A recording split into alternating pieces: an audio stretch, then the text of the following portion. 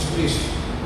Com alegria e sem culto, louvando a Deus, convite ao culto, Juízes 5, 3, 1 Crônicas 16, 9. Ouvi, ó reis, dai louvores, ó príncipes, ao Senhor cantarei, vou entoar melodias ao Senhor, Deus de Israel. Cante para Ele, cante louvores para Ele, fale de todas as suas obras maravilhosas. Vamos ter palavra de oração. Vou convidar esta oração do Diácono Franklin. Diácono Franklin, convidado para fazer a oração de adoração.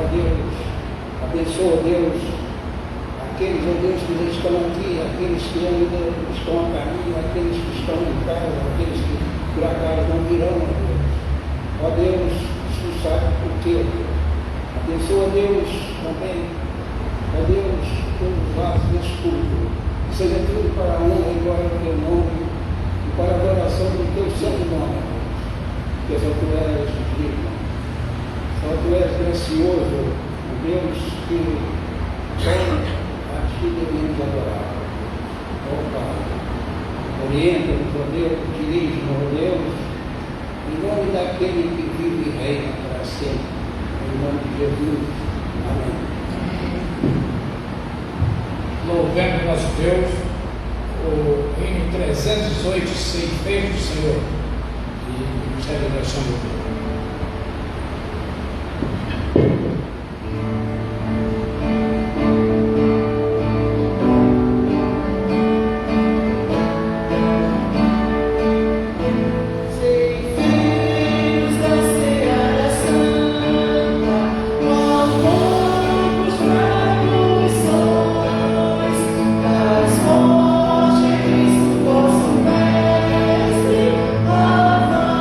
Avante, avante.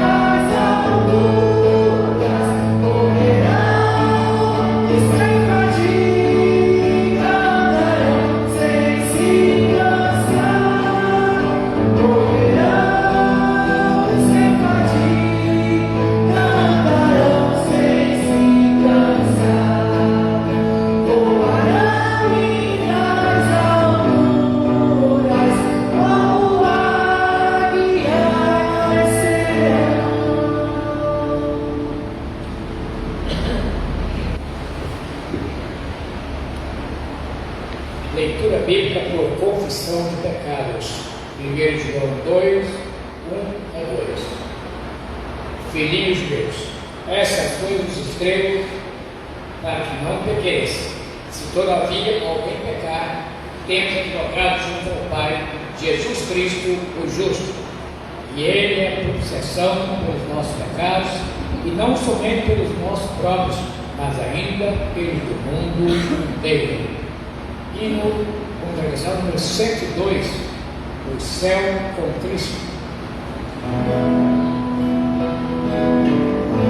Convido ele a ficar de pé.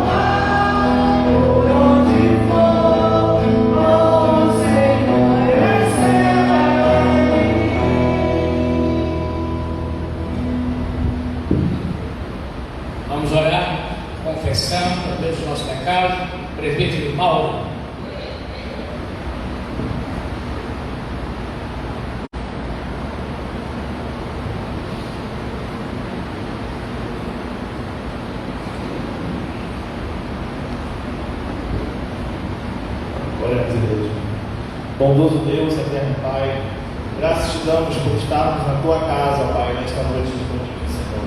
Graças te damos, ó Pai, por estarmos aqui louvando o teu santo nome, ó Pai. E viemos especialmente neste momento, ó Pai, te pedir perdão pelos nossos pecados, Senhor.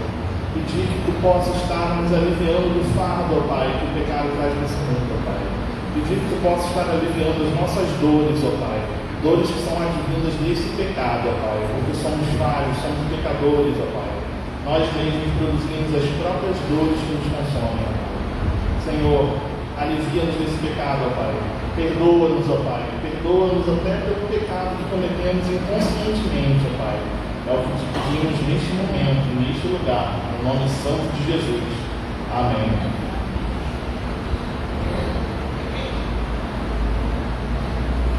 Avisa a congregação, o Roberto.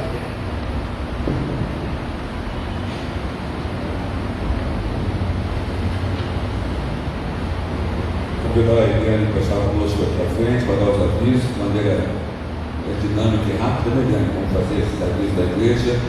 Começando pela terça-feira de manhã, a SAF pode dizer que tem terça-feira de manhã na igreja, de manhã?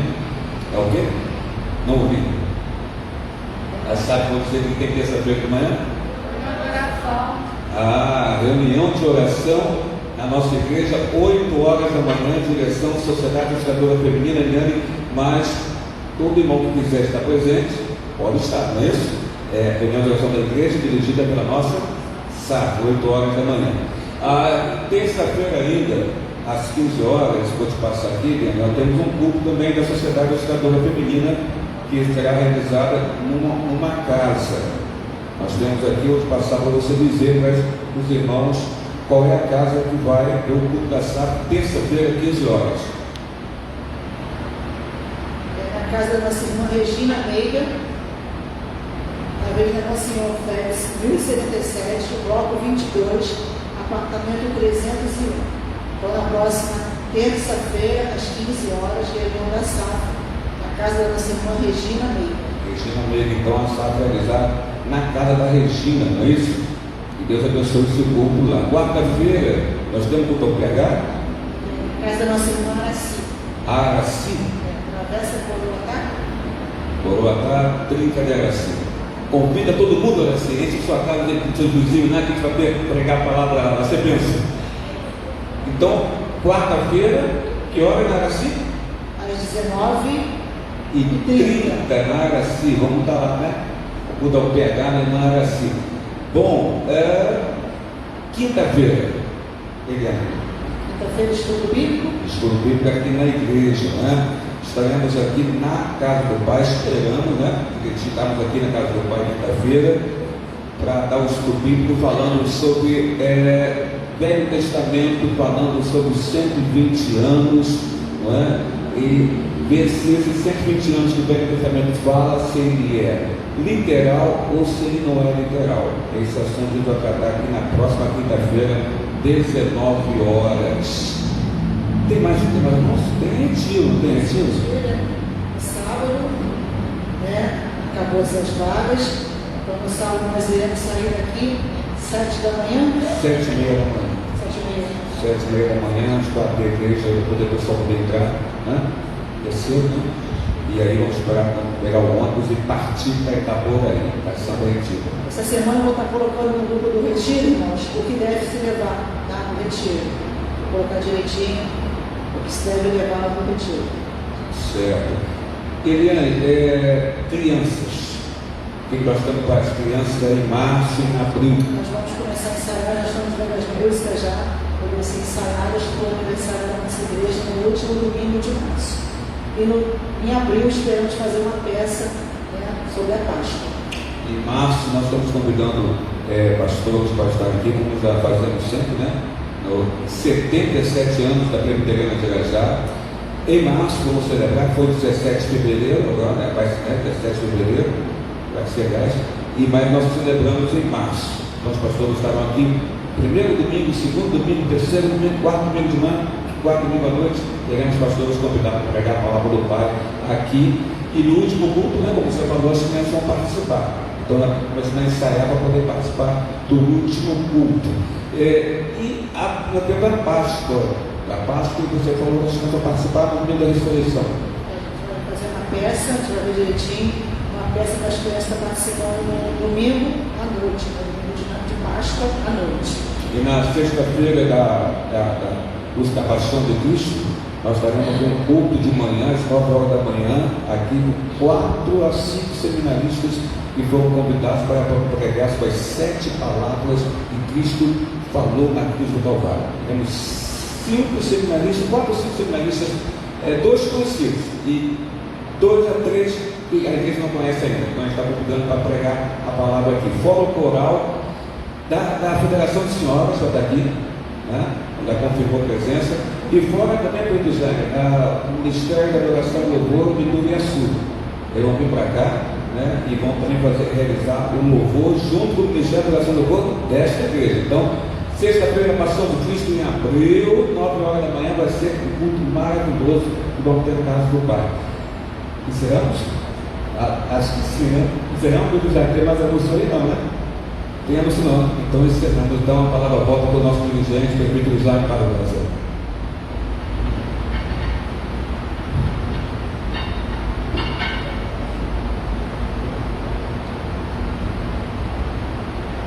Convido os irmãos a abrir suas Bíblias no Evangelho de João, capítulo 17, versículos de 1 a 11. Vamos fazer uma leitura responsiva, oficiante de igreja desse projeto. João 17, vamos ficar de pé. João 17, 1 a 11, leitura alternada.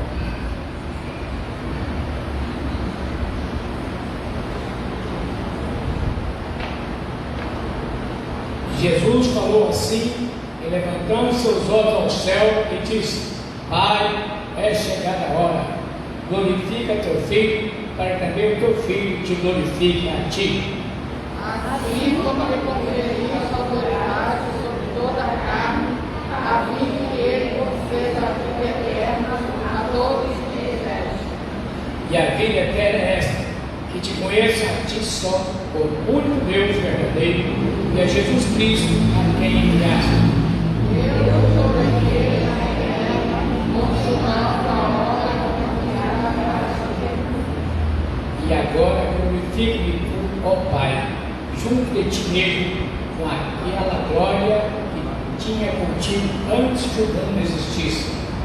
manifestei pelo nome aos homens que é Deus, tu nos confiaste, e ele lhe mandaram a tua palavra.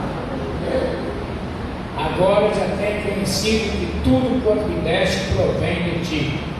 Porque eu tenho salvado as palavras e ele a recebeu, e verdadeiramente eu dizer a mensagem de ti, e creio que tu me enviaste. Eu rogo por eles, não rogo pelo mundo, mas por aqueles que me deste, porque são teus. Todas as minhas coisas são tuas, e as tuas coisas são minhas, e neles eu sou glorificado.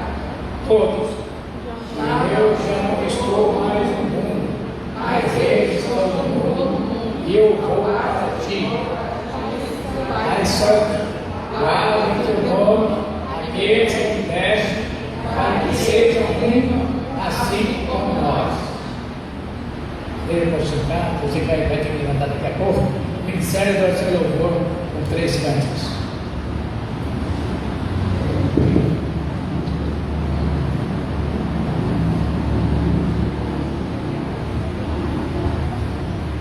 Quiser sentir a vontade de ficar de pé, para continuar esse momento de adoração ao nosso Deus. Vamos ficar de pé. Eu percebendo a igreja calada hoje, a igreja está em silêncio, né? Vamos ficar de pé, tem mais motivação, mais entusiasmo.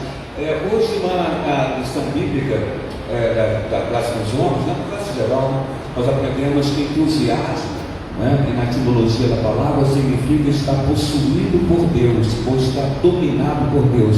Então, fiquemos entusiasmados nesta noite no culto, porque isso significa estarmos sendo dominados por Deus em nossos corações. Entusiasmo, igreja, louvando ao Senhor. Como diz esse cântico, vem, que esta é a hora da adoração.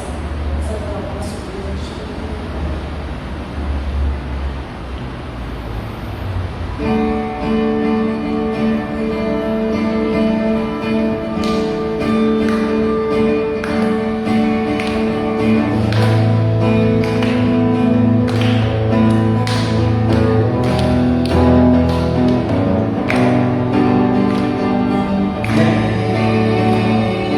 Esta é a hora da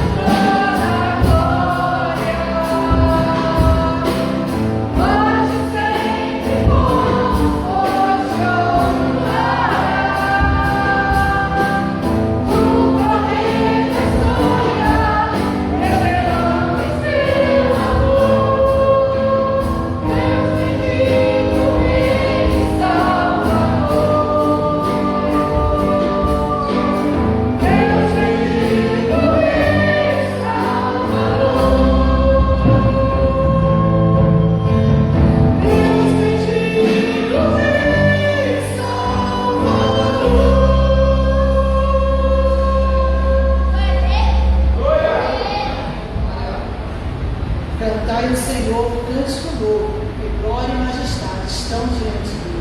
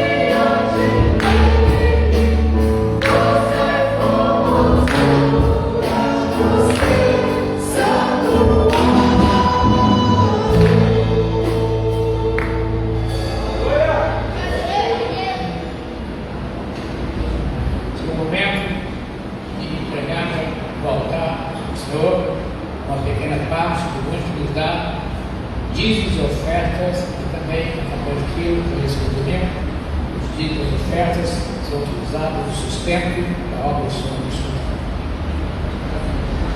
Levítico 27, 30, assim nos diz a palavra de Deus. E todos os dízimos da terra, quer da semente da terra, quer do fruto das árvores, pertencem ao Senhor, é santo ao Senhor. Essa entrega de dízimos e ofertas para a obra do Senhor. Porque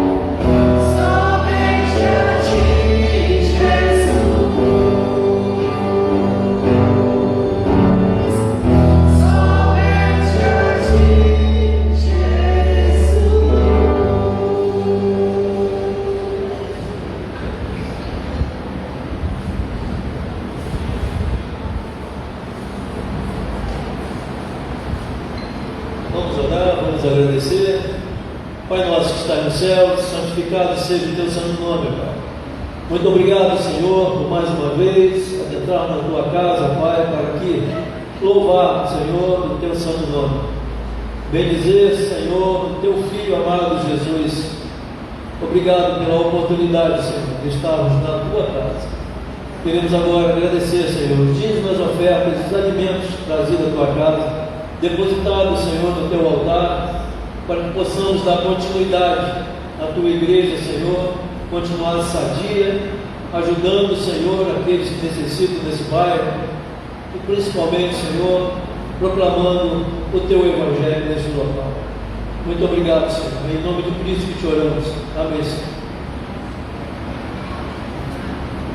Agora vamos ter nosso culto infantil, o ensaio. Gostaria de chamar nossas crianças para vir à frente.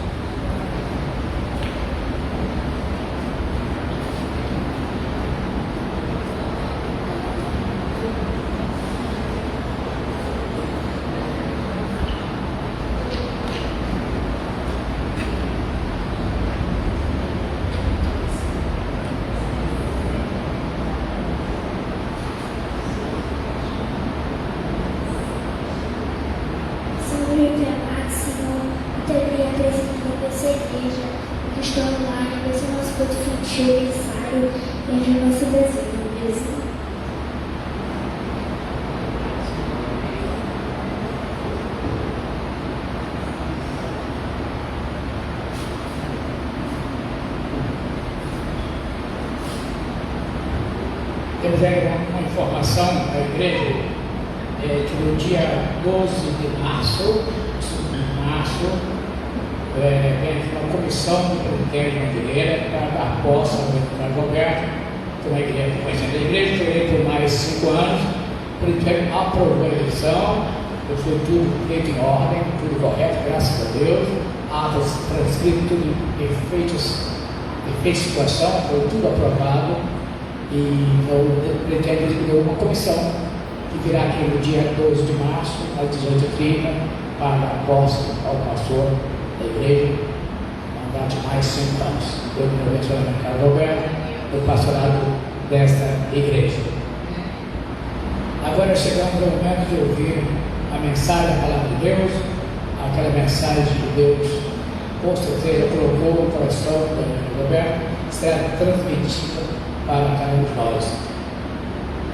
E eu quero convidar o primo Marcelo para descer. Eu fiz nova desse ano, vocês não nem entenderam.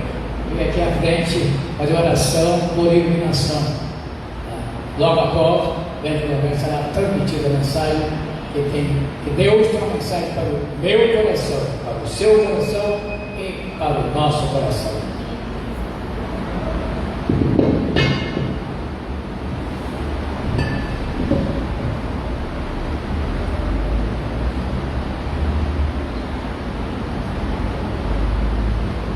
Senhor Deus, Senhor nosso Pai, em nome do Senhor Jesus Cristo, mais uma vez agradecemos, Senhor Deus, porque o Senhor nos sustenta a todo momento, Pai. E neste momento, Senhor Deus, na qual o Seu servo vai trazer o que o Senhor tem a dizer nos nossos corações. Nos ilumine, Senhor Deus, para que possamos entender e utilizar em nossas vidas, para, Senhor Deus, fortalecer a nossa fé em Ti. Ó Senhor Deus, retire qualquer obstáculo, qualquer coisa que tire a nossa atenção na Sua palavra. E também eu lhe peço em nome do Senhor Jesus Cristo, que o Senhor sustente, capacite o seu servo ao trazer a Sua palavra. E em nome do Senhor Jesus Cristo, eu te oro e já te agradeço. Amém e amém. Em tuas mãos, Senhor, eu me coloco agora. Fala comigo nesta hora, em que meu coração anseia ouvir tua voz.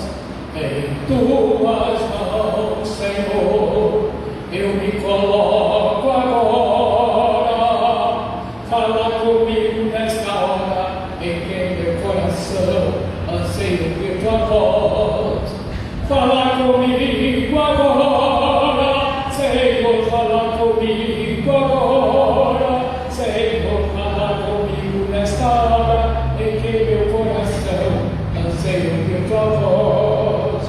Fala comigo agora, Senhor, fala comigo agora, Senhor, fala comigo nesta hora, em que meu coração anseia ouvir tua voz. E o Roberto Clemente Carlos.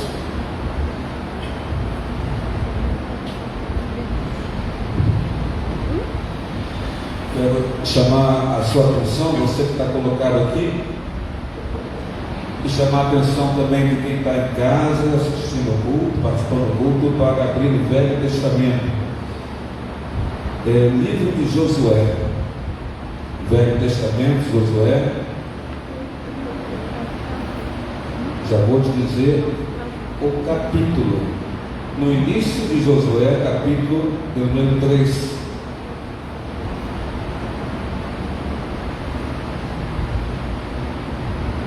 Josué 3, o verso em questão é o verso 5.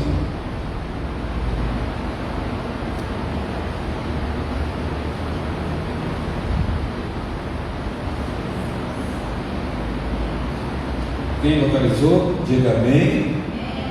Glória a Deus. E fiquemos de pé para a leitura da palavra do Pai.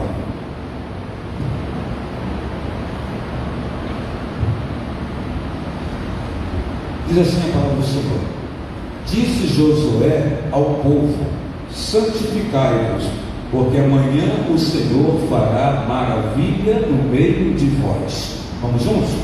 Disse Josué ao povo: santificai-vos, porque amanhã o Senhor fará maravilhas no meio de vós.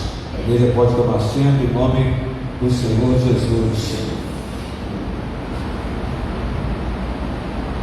Igreja Presbiteriana de Irajá, tenho a dizer-te ao teu coração uma palavra de Deus ao teu coração. Você que está colocado em casa, assistindo pela internet também, tenho a dizer-te uma palavra do Pai, uma palavra de Deus. Nós temos aqui o livro de Josué, que é um livro composto por 24 capítulos, um livro que foi escrito aproximadamente 1200 anos antes de Cristo, e o propósito do livro de Josué era apresentar o cumprimento das promessas de Deus nos dias de Josué. Então o propósito do livro de Josué era apresentar o cumprimento das promessas de Deus nos dias de Josué e ao mesmo tempo ensinar gerações futuras de Israel como servir a Deus. E esse servir a Deus, eles seriam servir de gratidão no coração por tudo que Deus teria feito na vida do povo de Israel. Então, esse livro de Josué apresenta para a gente o cumprimento das promessas de Deus. E as promessas estão aonde? As promessas nós vamos encontrar, e só podemos entender este livro desta forma, através do relato do Pentateuco. Para você entender Josué, você tem que entender o relato histórico que está contido no Pentateuco. Pentateuco são os 5 primeiros livros da Bíblia Sagrada que foram escritos por Moisés. Nós temos no Pentateuco então Gênesis, Êxodo, Levítico, Número e Deuteronômio. Esses 5 livros vão dar o tom, vão dar o entendimento para nós do porquê do livro de Josué. E porquê no livro de Josué você tem o cumprimento das promessas do Senhor nosso Deus. O primeiro ponto que ele pode destacar de maneira rápida é que Deus faz uma promessa a Abraão, está em Gênesis 12. Você tem Deus fazendo uma promessa a Abraão, e essa promessa a Abraão, o Senhor Deus diz a ele: olha, Abraão, de ti farei uma grande nação, abençoarei as famílias que virão de ti, a descendência que virá de ti, e engrandecerei o teu nome, diz o Senhor Deus para Abraão: de ti farei uma grande nação. Também nós temos agora em Êxodo, saindo de Gênesis, você tem Êxodo, é o Senhor Deus livrando o povo dele, que estava há 430 anos no cativeiro no Egito. Então em Êxodo você encontra Deus livrando o povo dele, que estava escravizado no Egito há 430 anos. Deus levanta um homem chamado Moisés, o profeta Moisés, E Deus levanta Moisés com essa missão, a missão de Moisés tirar do Egito o povo dele, o povo do Senhor Deus. Então, nosso segundo ponto é, em Êxodo, Deus livra o seu povo da escravidão do Egito. E o terceiro ponto que a gente encontra aqui é que Deus conduz o seu povo. Deus conduz o seu povo pelo deserto. E o povo anda em círculos pelo deserto, 40 anos o povo andando em círculos pelo deserto. E aí nós entendemos que o Senhor Deus conduz o seu povo no deserto, cuida do seu povo no deserto, mas Deus não aprova o seu povo no deserto. Não há aprovação de Deus, há o milagre de Deus, que Deus cuidar do seu povo no deserto durante 40 anos, mas não há a aprovação de Deus em relação ao seu povo. Aí você pode abrir em Deuteronômio 29, versículo 5, e nós vamos mostrar o que está acontecendo na vida do povo de Israel. Deuteronômio 29, verso 5. E a gente observa o seguinte, diz assim a Bíblia Sagrada: 40 anos vos conduzi pelo deserto, não envelheceu sobre vós as vossas vestes, e nem se gastou no vosso pé a sandália. O relato que nós temos aqui é um relato que esse relato vai estar de acordo com o Deuteronômio capítulo 8, versículo 4, que mostra que o povo de Deus andou 40 anos pelo deserto em círculo, mas a Bíblia fala que a roupa não se gastou. Diz aqui, a roupa não envelheceu, e nem tampouco se envelheceu a sandália, ou gastou-se a sandália nos seus pés. Alguns comentaristas dizem que não podemos entender de forma literal o que está escrito aqui, e que essa roupa não se gastou, não se envelheceu, seria que Deus deu condições de Israel ter roupa no deserto, ou fazer roupas novas no deserto. Mas o que está escrito aqui na Bíblia Sagrada para nós aqui, e eu vou voltar agora em Deuteronômio capítulo 8, versículo 4 também, vou retornar aqui, vamos voltar um pouquinho, para a gente ver essa confirmação.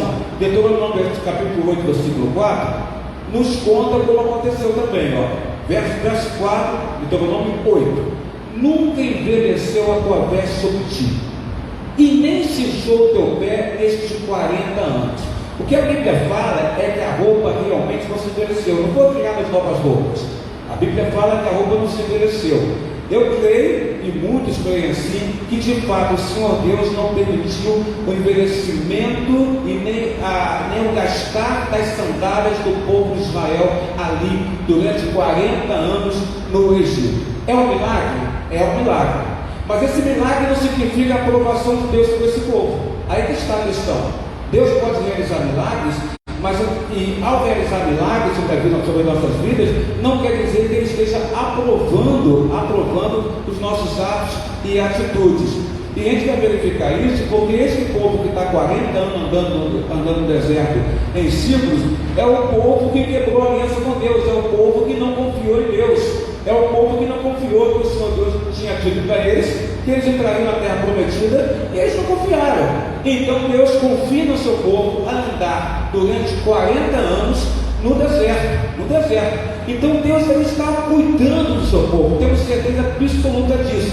Roupa não envelheceu, comida eles tinham, Deus providenciava comida para eles, e nem os sapatos, nem as sandálias também envelheceram, se gastaram. Porém, Deus estava cuidando deles, mas não estava aprovando a vida do seu povo. É um milagre incrível, mas que não mostra a aprovação do Senhor. Analisando então com esta realidade, analisando esta situação, a gente vê um Deus que tem misericórdia do seu povo, a gente vê um Deus que tem compaixão do seu povo, a gente vê um Deus que está cuidando do seu povo, mas a gente não vê avanços em relação a esse povo. Porque na visão de Deus, o Senhor não está aprovando o povo ali no deserto. E eu digo uma coisa para você, para mim, para todos nós que estamos colocados aqui. Assim tem sido a vida de milhares de cristãos evangélicos.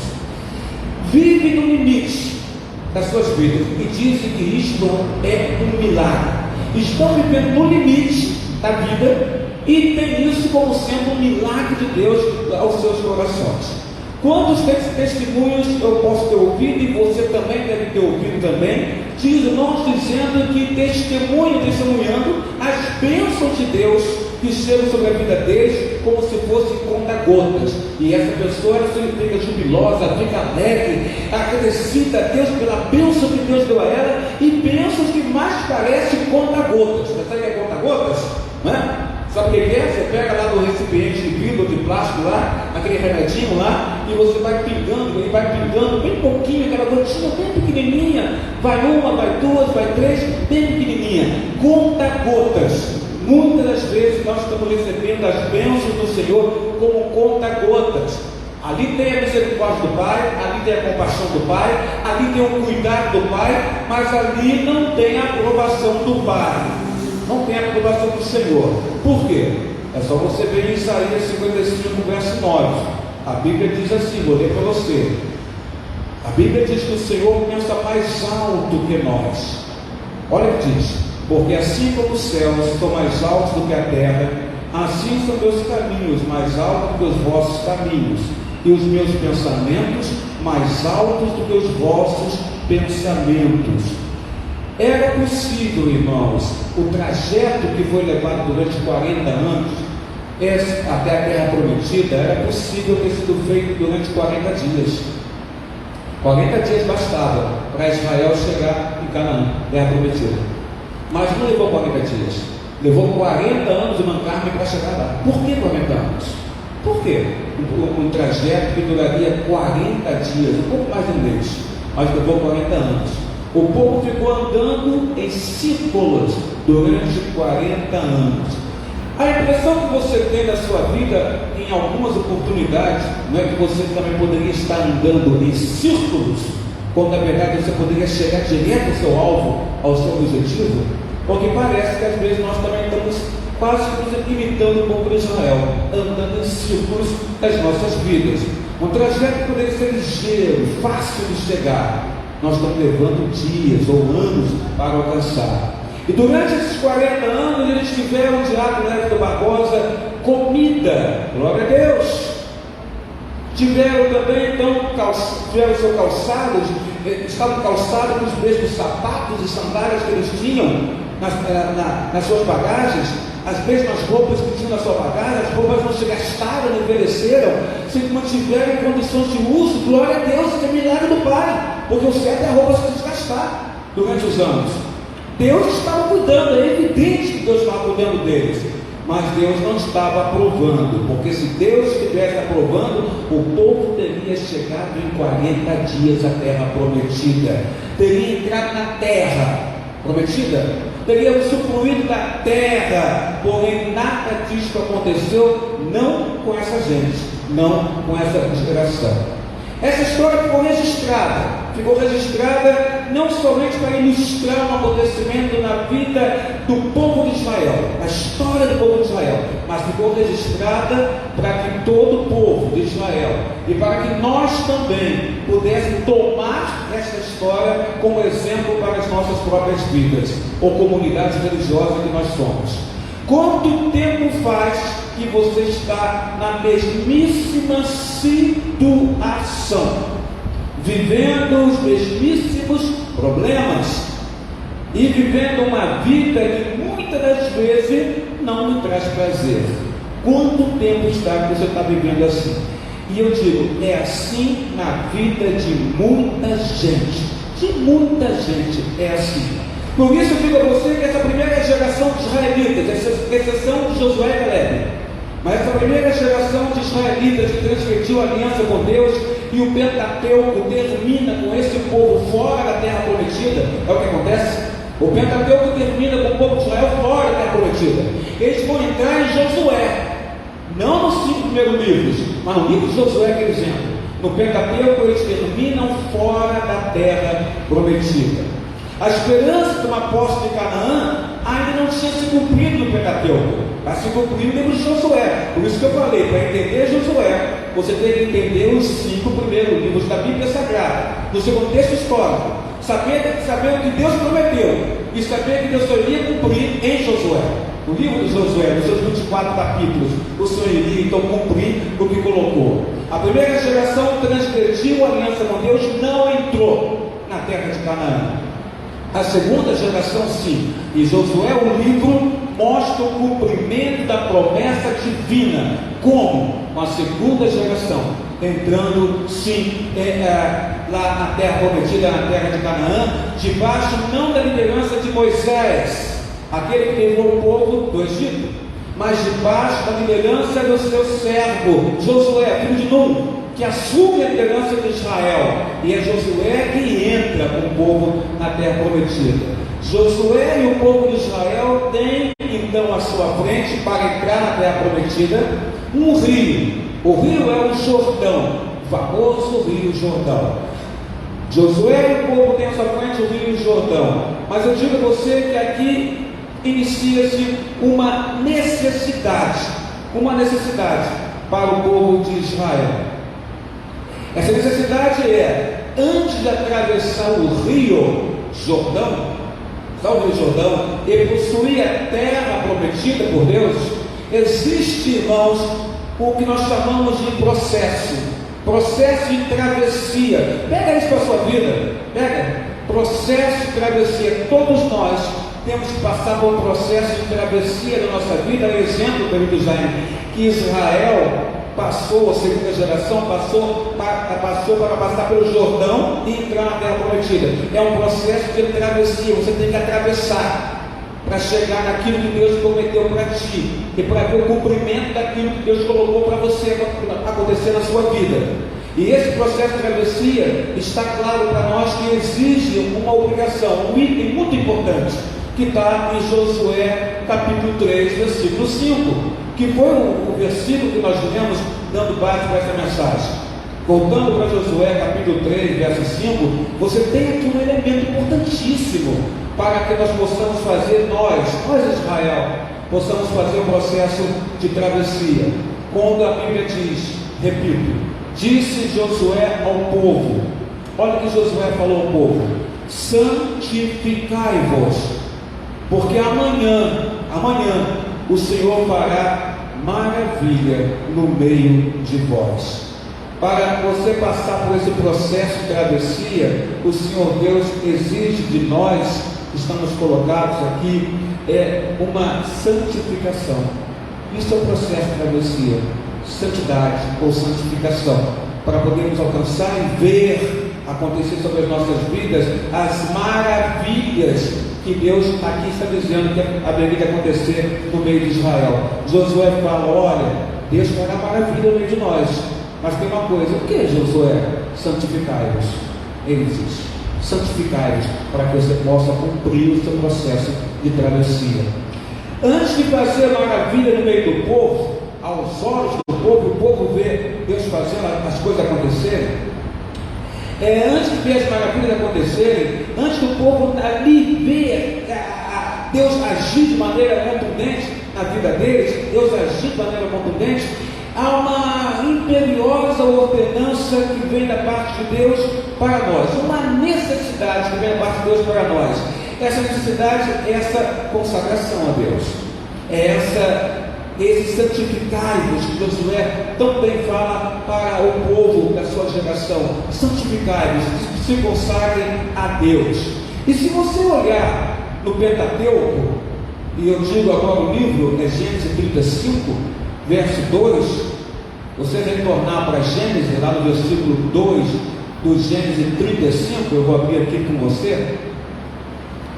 Você vai observar a questão da santidade sendo colocada no povo de Israel.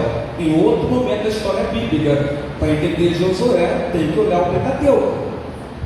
Para entender o livro de Josué, tem que entender que lá no Pentateuco tem as promessas, e em Josué, o cumprimento delas. Aqui nós observamos então em Gênesis 35, versículo 2, a Bíblia dizendo: então disse Jacó à sua família, e todos que com ele estavam.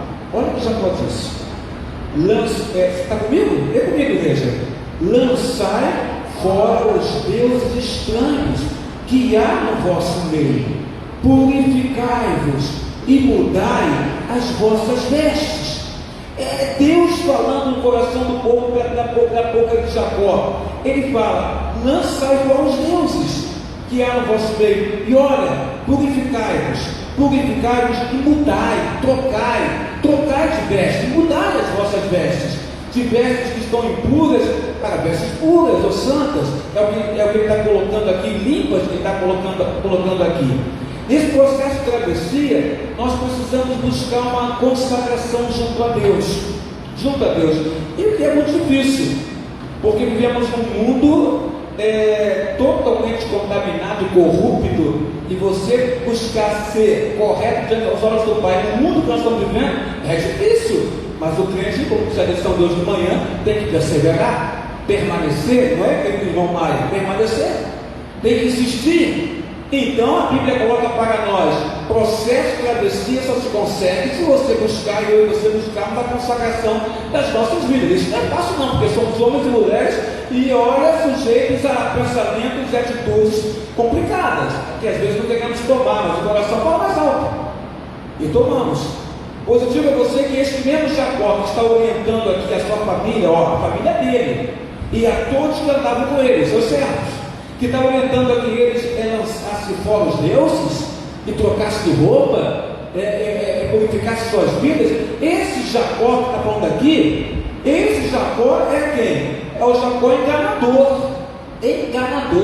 É o Jacó usurpador, é aquele que enganou o pai dele, Isaac, enganou o pai dele em relação ao irmão dele, Esaú. É ele, Jacó.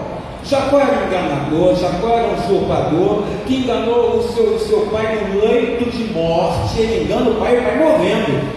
É assim que é a história bíblica: o pai está morrendo, e ele vai lá com o auxílio da mãe, e ele engana seu pai, para conseguir a primogenitura do irmão dele. O direito de primogenitura ali é que o filho mais velho, depois da morte do pai, assumiria toda a liderança e comando da casa do pai e dos negócios do pai. Direito da primogenitura, quem nasceu primeiro. E Jacó engana, porque ele é o irmão que nasceu primeiro, é Esaú, mas ele engana ao seu pai no leito de morte, fingindo ser ele, Jacó, a Esaú. Ele finge ser Esaú. Mas nesse versículo 2, a gente vê então o processo de travessia da vida de Jacó. Deus transforma o coração de Jacó. Deus transforma, porque esse Jacó que está falando aqui é um Jacó transformado. Não é o Jacó que eu falei, enganador, usurpador, que eu contei em poucos minutos aqui a história dele. Não é esse Jacó. Aqui já é uma outra pessoa, já é um outro homem, é uma outra formação de caráter, de vida, de personalidade, porque Deus entrou nesse coração do Jacó e mudou a vida dele. Por isso que ele chega e fala claramente para a família dele: olha, gente, lança fora os deuses, lança. E ele diz mais: olha, também purificai-vos, mudai as vossas vestes. Ele fala isso porque ele mesmo já foi modificado por Deus, já foi purificado por Deus. Ele mesmo já trocou suas vestes, já trocou suas vestes. Não é mais o Jacó enganador, usurpador, que roubou o seu irmão com direito de primogenitura, mas é um Jacó transformado. Aí você vai ver isso em Gênesis 32. Você recua um pouquinho mais. Gênesis 32, o versículo 28. Vamos passear pela Bíblia Sagrada. Versículo 28, você vai ver que é um Jacó transformado, porque a Bíblia diz assim: então disse, já não se chamarás Jacó, e sim igreja Israel, pois como príncipe lutaste com Deus e com os homens e prevaleceste. Deus mudou o nome de Jacó. Jacó agora é Israel, é uma outra pessoa. Por isso que nos capítulos posteriores, do capítulo 35 até o 32, você vê que quando ele fala para o povo dele, família dele se purificar, é porque ele já tinha se purificado. Deus tinha tocado o coração dele. É um outro homem que está falando. Em Gênesis 35, versículo 10, a gente vai voltar agora aí para o capítulo 35, mas só que a gente vai andar no versículo 10, você vai ver essa continuação de Jacó ser uma outra pessoa, transformada agora por Deus. Versículo 10 de Gênesis 35, e nós estamos lindo antes, versículo 2, né? Agora o versículo 10, disse-lhe Deus, vamos junto, igreja, o teu nome é Jacó, já não te chamarás Jacó, porém Israel será o teu nome. E lhe chamou Israel. é outra pessoa. A mudança de nome na Bíblia Sagrada, tanto no Novo Velho Testamento como no Novo Testamento, é o símbolo, o simbolismo da mudança de vida, de atitudes, mudança de pensamento, é a pessoa ser transformada e totalmente tomada por Deus. É a pessoa estar entusiasmada, que etimologicamente essa palavra significa ser tomado, possuído por Deus. Está entusiasmado. Jacó é alguém entusiasmado, dominado, tomado agora por Deus. Deus modifica o nome de Jacó para Israel, porque Deus modificou a concepção de vida deste homem. Ele é uma outra pessoa agora realmente. E então, nesse capítulo 35, no versículo 2, ele reúne seus familiares, ele reúne seus servos, e ele ordena que todos os deuses estranhos fossem tirados, lançados fora. É o que ele fala para eles ali. E aí vem a questão: como assim jogar fora os deuses estranhos? Jacó adorava a Deus, nós acabamos de ver isso, pela troca do nome dele para Israel. Então agora ele adora a Deus e ele está arrependido de tudo que ele fez. É uma outra pessoa. Mas a sua família também não adora a Deus? Se Jacó adora a Deus, então a família de Jacó também deve adorar a Deus. Os seus servos também devem adorar a Deus. Mas será que isso está acontecendo realmente? E aí, irmão, você vai ver que não. Por isso que ele é obrigado a falar: lançai fora os deuses estranhos. Ele é obrigado a falar porque ele olha com um olhar crítico para a sua própria casa. E isso é interessante a gente fazer, ainda que às vezes a gente não tenha coragem de querer encarar uma realidade. Mas ele olha para a sua casa com um olhar crítico e consegue enxergar na sua casa que nem todos são como ele, que nem todos ocorreu na vida uma transformação como na dele ocorreu em relação a Deus. Nem todos são como ele. E por isso vem essa colocação: mas como assim? Jacó adorava a Deus e a família não? Não adorava? Não adorava. Porque em Gênesis 31, no verso 19, aí você recua agora novamente para o capítulo 30, agora era o 32, agora o 31, recua mais um capítulo, no versículo 19, e você vai ver que não, nem toda a família de Jacó adorava a Deus, porque serviam a outros deuses. E aí no versículo 19, para mostrar isso, quando a gente lê o seguinte: tendo ido Labão fazer a tosquia das ovelhas, Raquel furtou, igreja, os ídolos do lar que pertenciam, quem está ouvindo ali? Ao seu pai. Então você tem aí Raquel, filha de Labão, tio de Jacó, e você tem então Raquel roubando, furtando as peças, as estátuas dos deuses que o pai dela adorava. Ela era pagão, adorava deuses estranhos.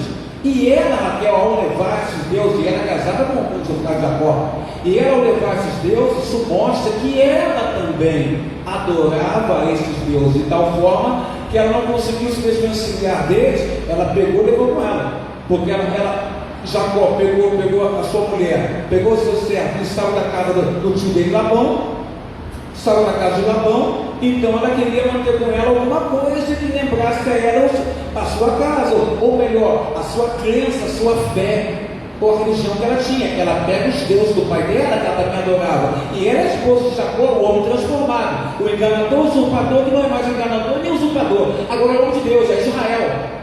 Mas ele tem em casa alguém que não adora a Deus. Aí que entra a posição de atitudes de Everton propositivas, que nós devemos ter. Atitude propositiva. Atitude propositiva é quando você encontra o problema, consegue analisar que há um problema acontecendo, e você então resolve, encontra a solução desse problema em Deus. Atitudes propositivas é o que Deus espera da sua igreja. A igreja olhar com um olhar frio para o problema e buscar em Deus, no calor do Espírito Santo, a solução para aquele problema que está ali na frente dele. Então ele tinha um problema em casa, e isso é interessante falar, porque todos nós temos problema em casa. Então, porque quem disser que tem problema, desculpe, você é perfeito, ou perfeito, porque todos têm. Ou tiveram, ou tem, ou vai ter. Em algum momento acontece. E ele reconhece que tem um problema em casa. Por isso que lá ele fala claramente no versículo 30, capítulo 35, versículo 2, é o Jacó com uma atitude propositiva, sabendo que vai agradar a Deus, que Deus requer isso dele, e sabendo que ele é o chefe da casa, e a irmã Vilma Banegas pregou muito bem domingo passado, no dia da mulher, no dia do homem presbiteriano, ela pregou, e foi bom ela ter pregado daquela maneira, porque era uma mulher pregando. Então não é o pastor que é o homem pregando e falando que o homem é o chefe de casa. É uma mulher dizendo, eu li, que a mulher tem que olhar para o seu marido como sacerdote titular. Isso foi tremendo. A boca de uma mulher, ela diz: Deus colocou o homem como chefe da casa e o sacerdote da casa. E Jacó está exercendo agora o seu sacerdócio, que às vezes nós não queremos exercer.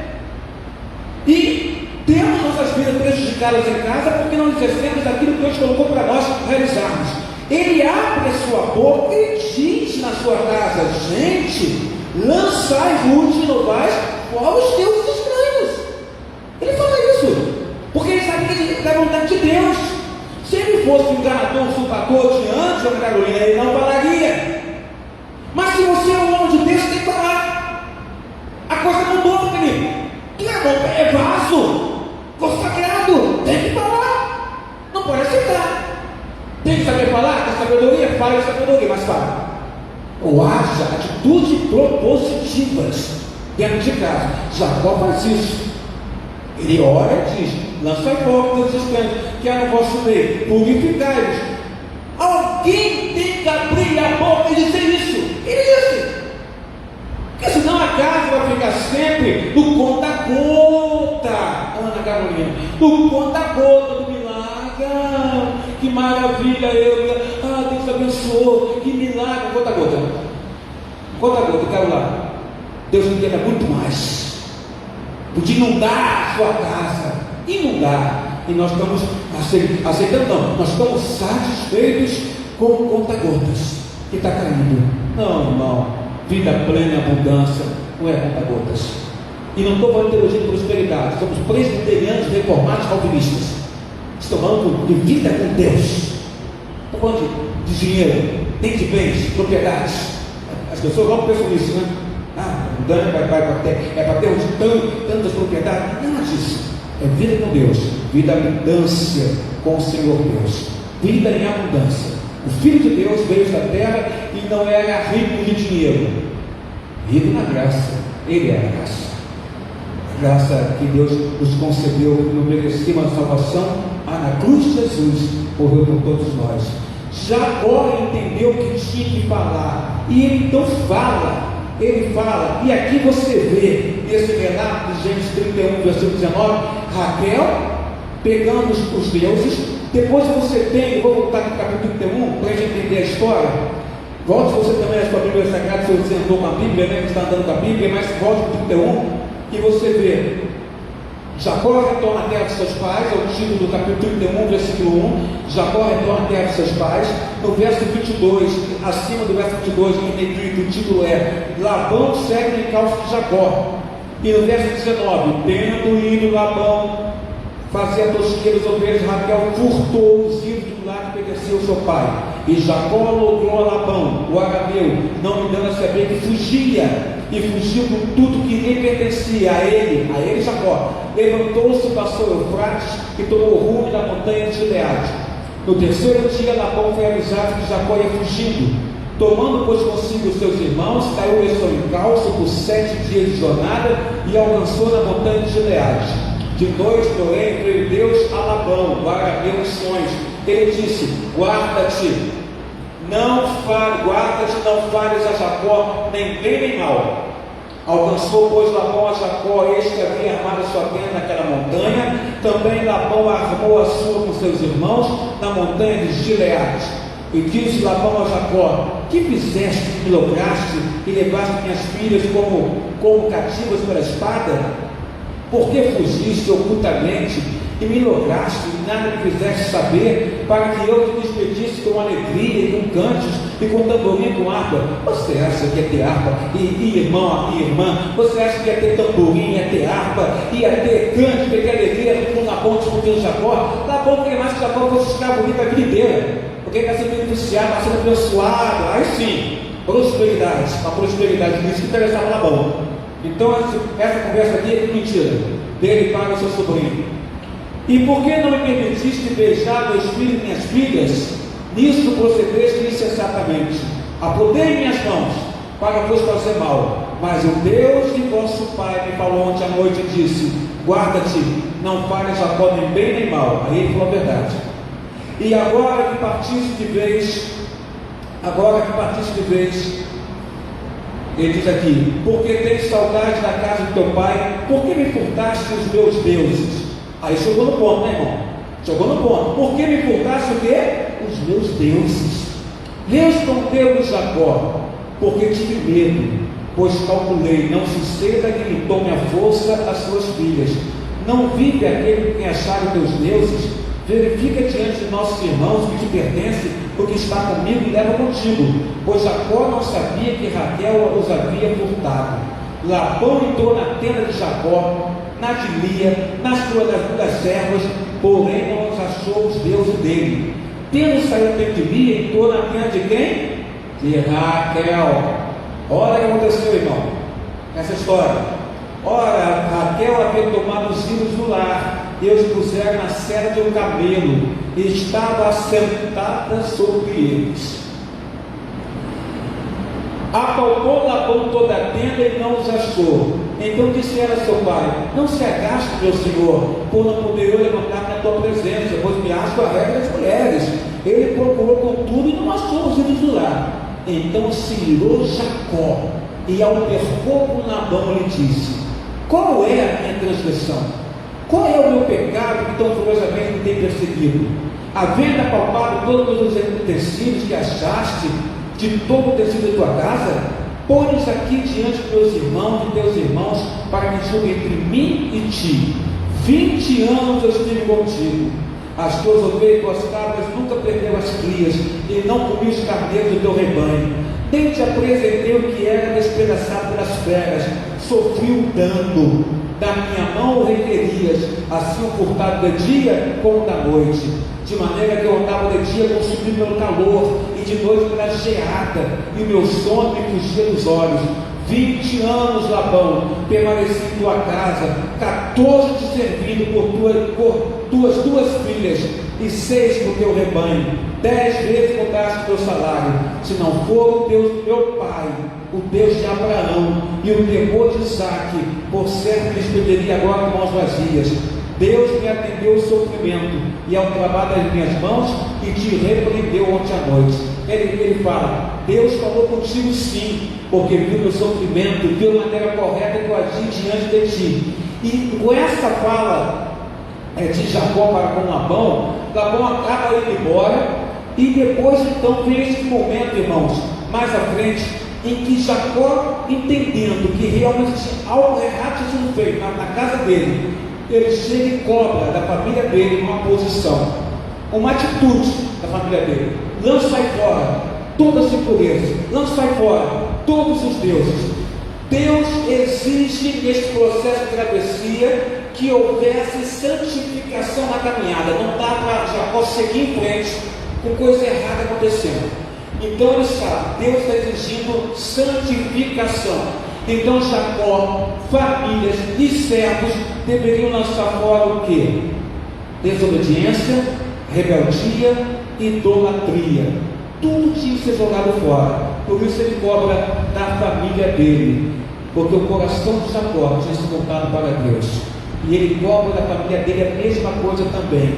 É um processo, de travessia que ele estava passando, e que nós também temos que passar nas nossas vidas também. Nós que somos pecadores redimidos, temos que passar pelo processo de travessia. Em Gênesis 35, versículo 4, você vê como eles obedecem a Jacó.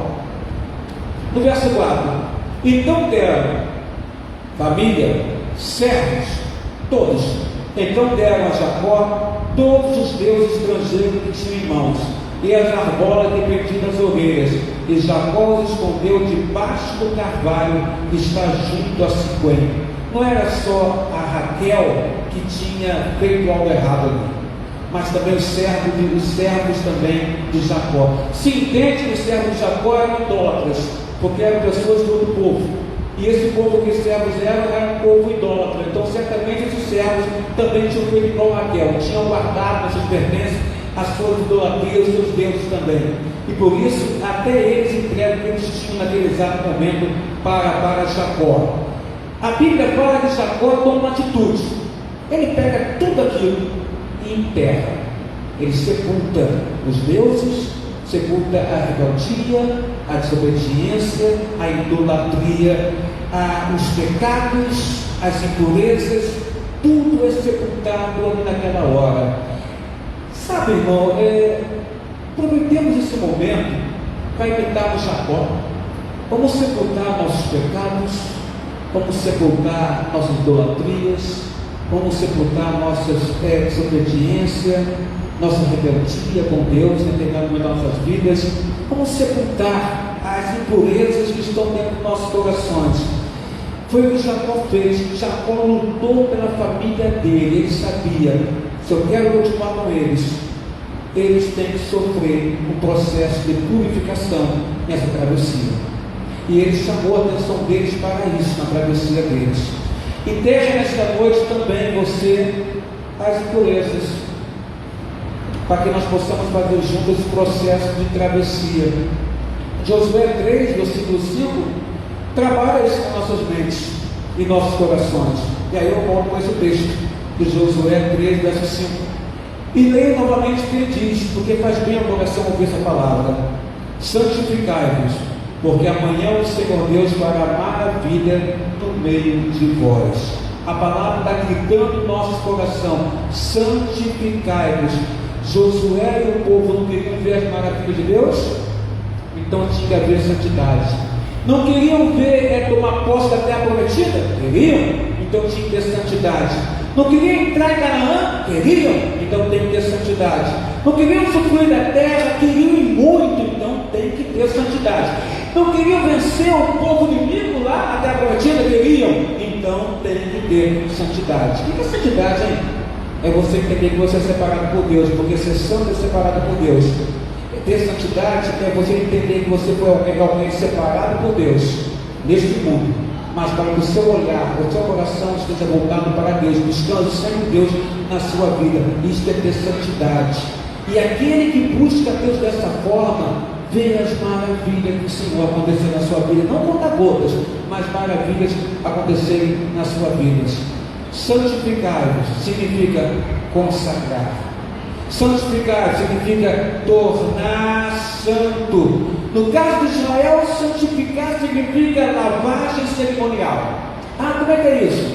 Velho Testamento, você encontra lá em Levítico, nas leis, lavagens realmente cerimoniais, no qual se entendia que o homem de Israel sofreu essa lavagem cerimonial, ele estaria limpo dos seus pecados.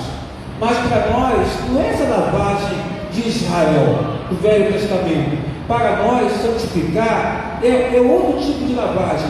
É aquilo que eu falei antes para você. É ter atitude propositiva, irmão. Entender o problema, registrar, olhar frio para ele e buscar em Deus solução para o que está acontecendo. É você ter atitude. É você buscar ver isso acontecer. Não é você aceitar isso sobre a sua vida como se fosse algo que nunca poderia ser mudado. Porque se Deus ressuscita morto, não vai mudar a atitude de quem está do nosso lado? Não vai mudar? Deus pode todas as coisas, irmão e irmã. Então eu tenho que acreditar nisso. O Senhor pode todas as coisas. Então a minha lavagem não é cerimonial. A minha lavagem é de atitude nova. Como Jacó teve aqui, mostra para nós.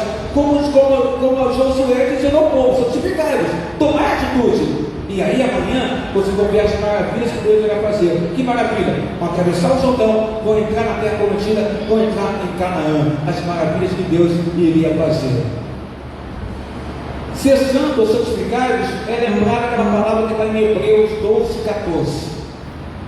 quando o autor de Hebreus, que ninguém sabe quem é, alguns dizem que é Paulo pela forma da escrita, mas ninguém sabe quem é o autor de Hebreus, mas que ele fala assim para nós, verso 14, capítulo 12: segui a paz com todos, lembra disso?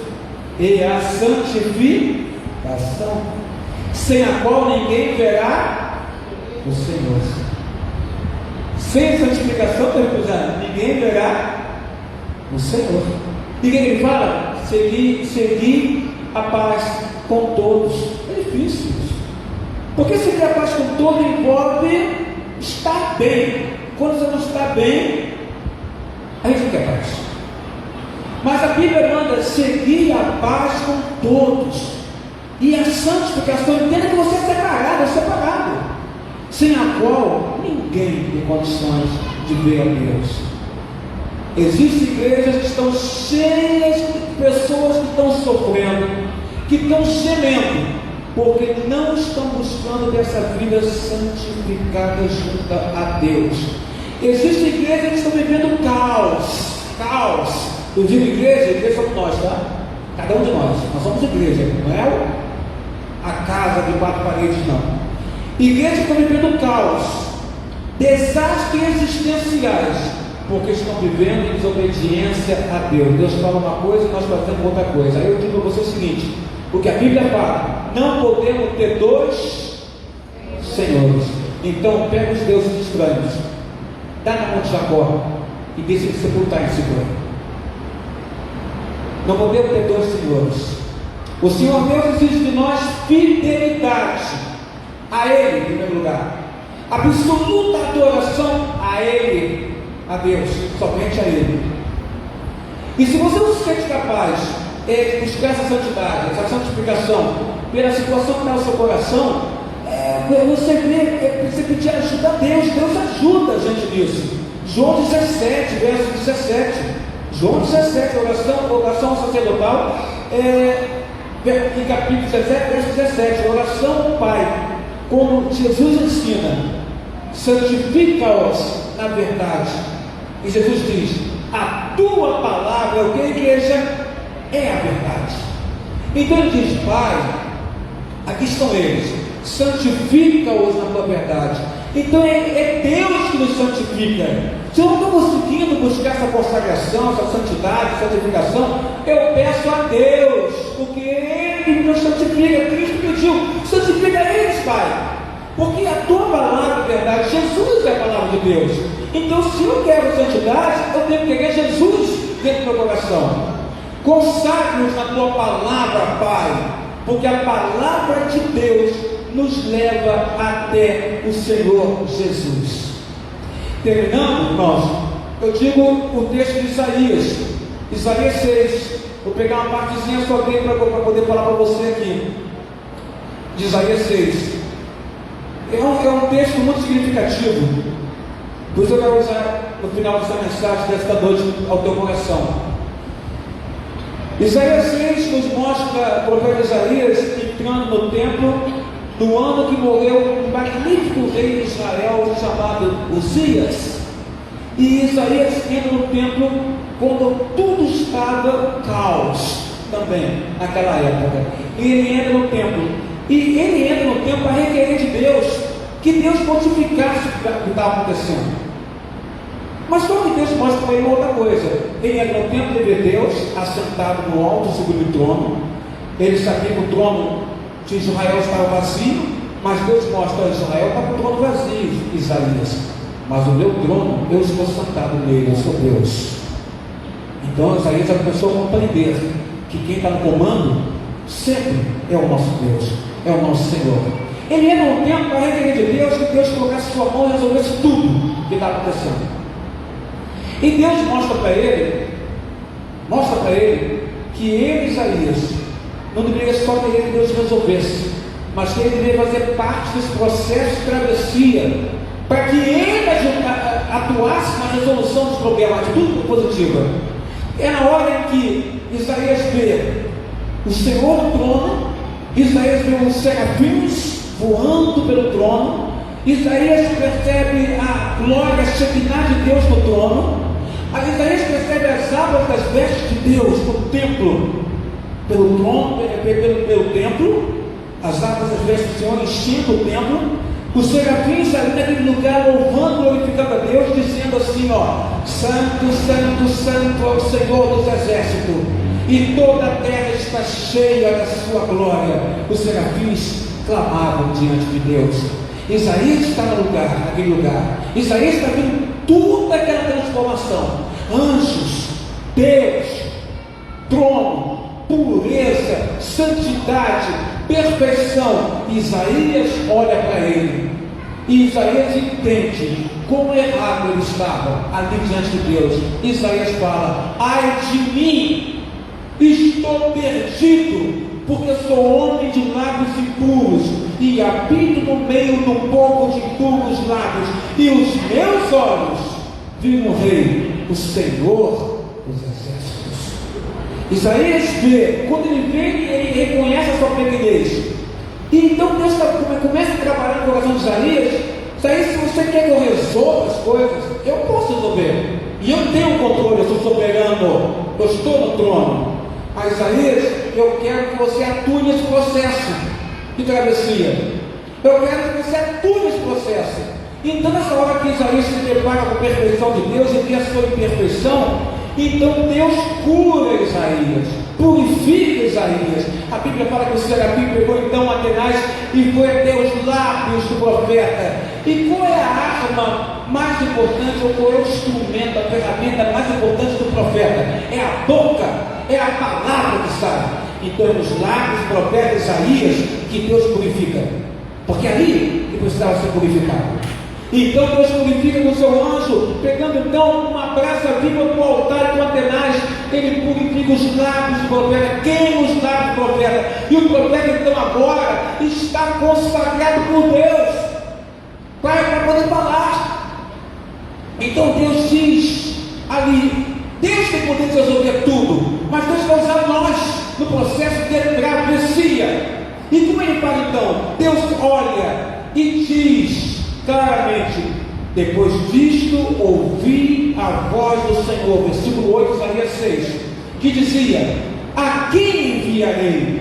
E quem há de ir por nós? Nós, Deus Pai, Deus Filho, Deus Espírito Santo. Quem há de ir por nós? Isaías purificado, entendendo que não é somente querer que Deus resolva, mas no processo de travessia eu tenho que ter atitude propositiva. Então Isaías fala assim para Deus: eis-me aqui, Deus, envia-me a mim neste processo. Então Isaías está ali consagrado para atuar. Nós temos uma ferramenta maravilhosa, nós somos instrumentos na mão de Deus, nós somos uma ferramenta poderosa nas mãos de Deus, mas para nós atuarmos nesta terra, nós temos que passar pelo processo de travessia. Travessia, esse processo é santificação, senão Deus não nos usa, se não passarmos por esse processo. Jacó, Josué, e Josué terminando dizendo: amanhã Deus fará maravilha no meio de vós. Como, Josué? Santificai-vos. Reconheça que Deus quer usar você, e se disponha a Deus usar você, e não aceite as coisas do mundo como sendo imposição perpétua, absoluta sobre as suas vidas. Que Deus abençoe em nome de Jesus. Atitude propositiva, que o ministério da adoração e louvor possa vir e entoar um cântico ao coração da igreja do Senhor.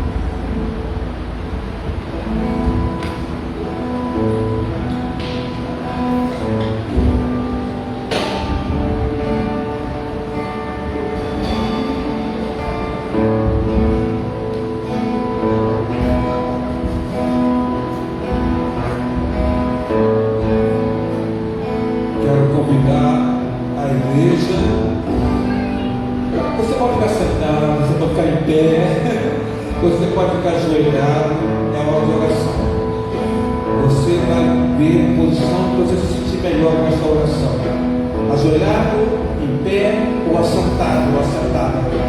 Nós estaremos se orando ao Pai.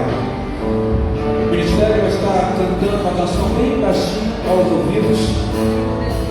E nós estaremos então louvando ao Senhor com oração. Pai, aqui estamos na tua casa, Senhor Deus, e te rogamos em nome do Senhor Jesus. Rogamos ao Pai a tua bênção, rogamos a tua unção, rogamos, Senhor Deus, que a tua mão venha sobre nós, onde nós estamos aqui no templo, no santuário. Que o Senhor abençoe as vidas das pessoas que aqui estão colocadas. Porque cada pessoa que está aqui, Senhor Deus, traz o seu próprio histórico. A gente falou do histórico, Senhor Deus, levaram a entender o teu livro de Josué. E agora a gente fala que cada pessoa que está aqui, Senhor, traz um histórico para ti. E o Senhor conhece todos os históricos de todos nós que estamos colocados aqui, até as pessoas que estão em casa na internet. O que nós te rogamos a Deus, alcança, ó Pai, nossos corações, nossas almas. Traga, Senhor Deus, toda a paz que só o Senhor pode dar. Porque é uma paz que não é terrena, mas é uma paz que vem dos céus. É uma paz que acalma a gente, acalma nosso coração, acalma nossa alma. Uma paz que nos dá a tranquilidade necessária para seguirmos o processo de travessia. Queremos, Senhor Deus, atravessar o nosso Jordão, porque cada um que está aqui tem o seu Jordão, Senhor. Queremos atravessar o nosso Jordão, Senhor Deus, porque depois do Jordão vem a terra prometida, vem a nossa Canaã, terra prometida por ti nos nossos corações. Por isso, Deus, te pedimos, ajuda-nos, ó Pai.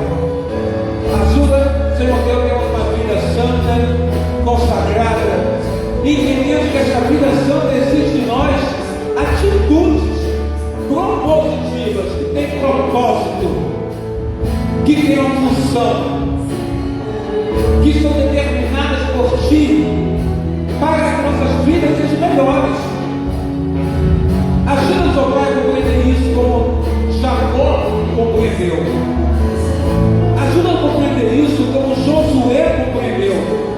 E mandou o povo se santificar, se eles queriam ver as tuas maravilhas no meio deles. Eu entendo, Pai, que o Senhor tem para nós maravilhas, não conta-gotas.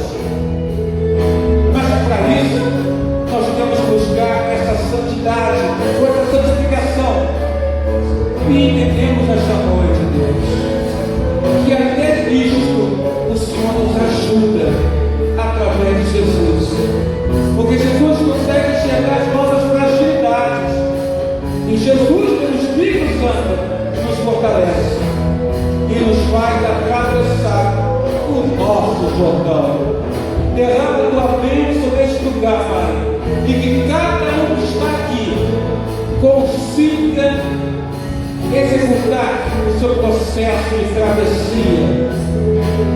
Que cada um que está aqui hoje, amanhã, depois de amanhã, mês que vem, ano que vem, mas consiga passar pelo processo de travessia. Queremos, Pai amado, ter uma vida mais santa, mais pura. Queremos, Pai, andar com vestes, numa linguagem alegórica, vestes, Senhor Deus, transparentes, puras, Senhor Deus. Ajuda o nosso coração, Pai amado, com a tua palavra, porque a tua palavra é a verdade. Em nome de Jesus. Amém, Senhor Deus. Receba bem, meu irmão e irmã. E se você assim o fizer neste lugar, coloque a sua mão sobre o vosso coração e mostra para Deus o teu processo de travessia. Que a graça do nosso Senhor e Salvador, Jesus Cristo, Filho de Deus, que o amor de Deus Pai, Criador dos céus e da terra, vosso Criador, e que a unção, o amparo e as doces consolações do Espírito Santo, amado irmão e irmã e amigo visitante, seja agora sobre as vossas casas, sobre os vossos lares, sobre as vossas moradias, sobre as vossas famílias, sobre a vossa saúde, sobre os vossos estudos, sobre o vosso trabalho secular e sobre o vosso ministério, agora e pelos séculos dos séculos.